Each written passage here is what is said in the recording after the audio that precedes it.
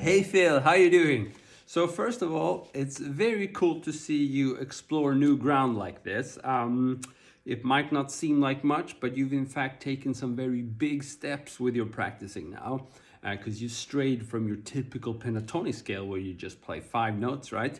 And you've added those 2 extra notes of the minor scale that add all the tension and make all the difference. 2 notes might not seem much, right? Just like 5 or 7 notes, what's the difference? But considering we only have 12 notes on the guitar, it's actually a major difference in terms of the harmonies you get. And it's just, I would say it kind of exponentially opens up your possibilities in terms of sounds and harmonies you can get just by adding those 2 notes. So it's a big thing.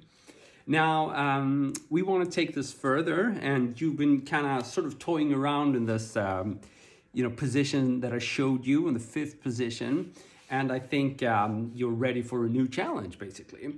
Now, I'd like to give you an assignment, and I'm going to try to show you in essence what that will be about. And in order to do so, I have just, I'm going to be recording myself with a looper pedal. So, and this is also what I'd like you to do, but you don't need to do it with the looper pedal. You can just record like you usually do in your DAW. So I have a clean tone here, and I'm gonna do it the way I've been preaching. Basically, I'm gonna hit that open A string, and I'm gonna play in this 5th position that I've showed you. And I'm gonna stick to chords, arpeggiating chords. I'm gonna try that, and we'll see how it works out. I think I'm gonna mess up, but that's okay. So maybe something like...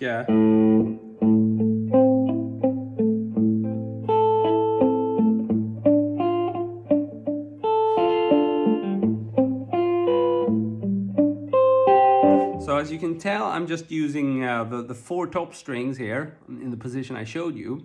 And I'm using several of the voicings I also showed you. I'm also adding some, changing a note here and there. But that's the whole point when you are confident with this scale position. Then you don't have to stick to like strict chords. And that basically opens up things. Because, you know, sure, I mean, if you're a singer, you can do quite a bit in C, A minor, F, and G. But as a guitarist, especially if you're playing on your own, doing, you know, a cappella stuff and you want to jam, those chords get boring quickly. So you want to be able to start...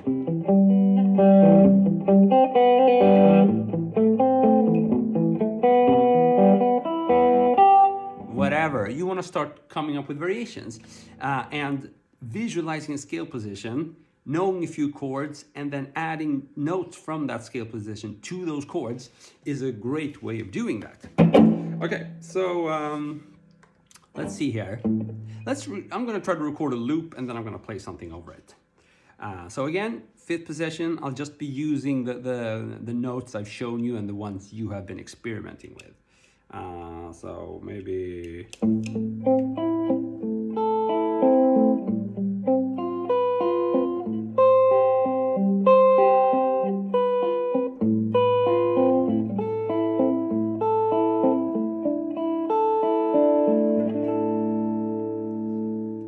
So that's our loop. And then I'm gonna switch to a high gain sound here while the loop is playing.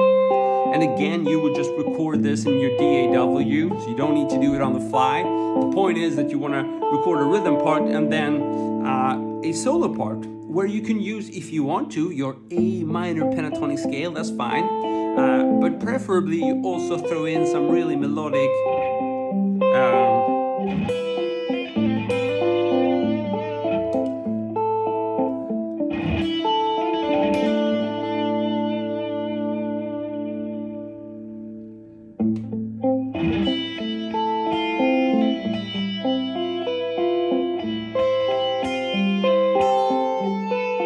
some pentatonics.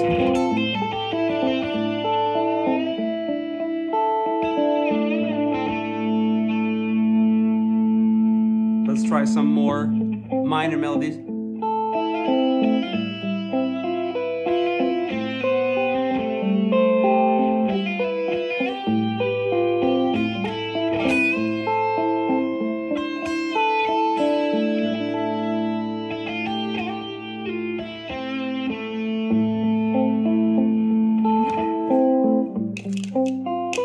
Okay, so hopefully this makes sense. You should record like a clean part, and you can do it the way I did. You can arpeggiate, so that's what you've been doing. But I also added a bit of palm muting there. So instead of doing your A note there, and then you could be,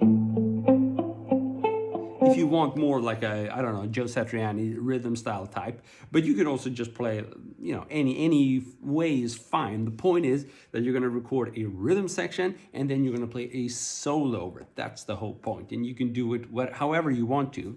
Of course, a bit of the challenge here is to make use of this fifth position, so that's quite one of the requirements, so to speak. But you can also, like I showed you, add some pentatonics to it.